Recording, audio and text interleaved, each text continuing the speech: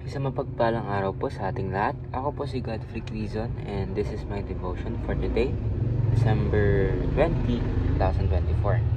And nasa panglimang episode na po tayo ng ating series called God's Generous Provision. And today, yung topic po natin is God provides everything for the sheep. Ang scripture din po natin ngayon ay Psalms chapter 23 verse 1 to 4. Akin po babasahin. The Lord is my shepherd. I lack nothing. He makes me lie down in the green pastures.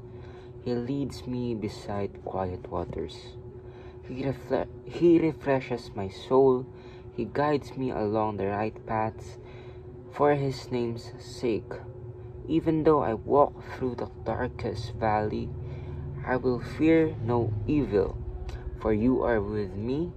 Your rod and your staff will comfort me. So, ang explanation po dito sa ating scripture for today is ang ating Diyos ay ang ating pastol.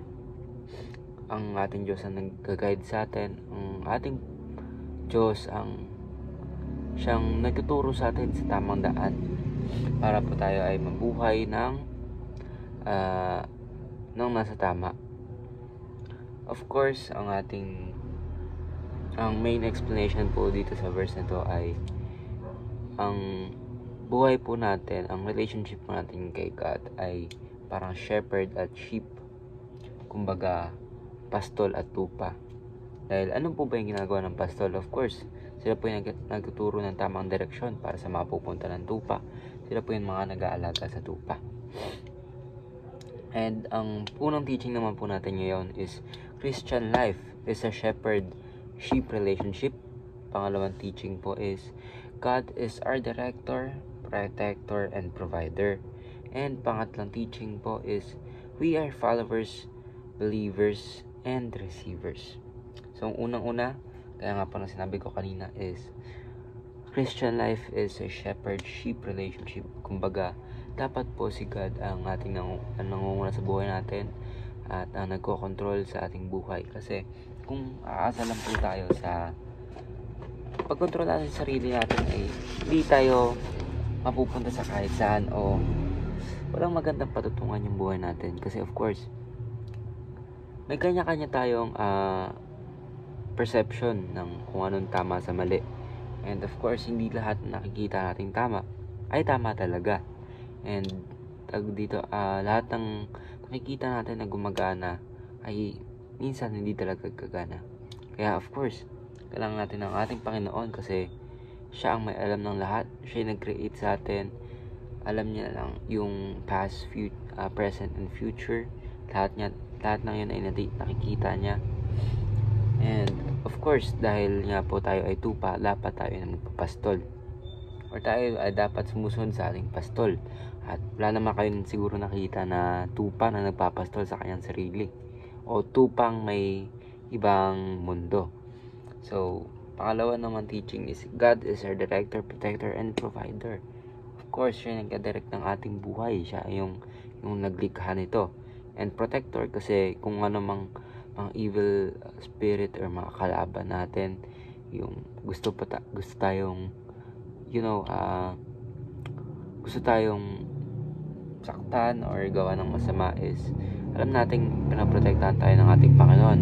Pangatlo naman is provider. Of course, God provides everything for us. At kanya na nga binigay ang kanyang anak para tayo isalba. Pangatlo ay we are followers, believers, and receivers. Dapat tayo ay sumunod sa ating pastol. At tayo din ay dapat naniniwala sa ating Diyos na kaya niyang gawin lahat. Kasi kaya niyang gawin nga lahat. And receivers, of course, dahil mapagbigay ang ating Diyos, generous God. Nare-receive natin yung mga blessings na galing sa ating Panginoon. Ang application naman po natin for today is honor our covenant with God. Ibig sabihin, pangalagaan po natin ang ating relationship sa ating Panginoon. Yung mga gabay ng ating Panginoon and of course, mga teachings na pinaprovide ng ating Panginoon para sa atin. Kaya dapat lagi natin basahin ang ating Biblia para malaman natin yung manual ng ating buhay. Pangalawa naman, mga application is find security in the presence of God. Ibig sabihin, tayo ay makampante dahil ang ating Panginoon ay nasa atin. And of course, palagi nating tatandaan na hindi tayo papabayaan ng ating Panginoon at lagi na tayo magtiwala sa Kanya. Doon po natin mahahanap yung security. Kasi alam po natin na ang presensya natin Panginoon ay ayun talaga yung kailangan natin. Pangatlo naman po application is experience God's goodness and mercy. Kaya nga pa explanation ni Pastor Russell is nito theological lang and nito basta alam lang natin. Kundi ito yung na-experience natin everyday pagkagising, di ba? Hindi nga natin alam kung magigising pa tayo or hindi natin alam kung may bomba bang tumama sa bahay natin.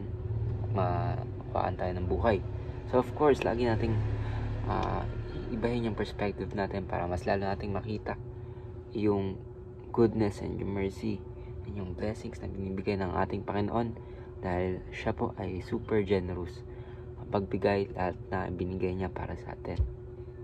At ayun lang po ang aking devotion for today. Sana po ay marami po kayo natutunan. Maraming salamat po. Bye-bye.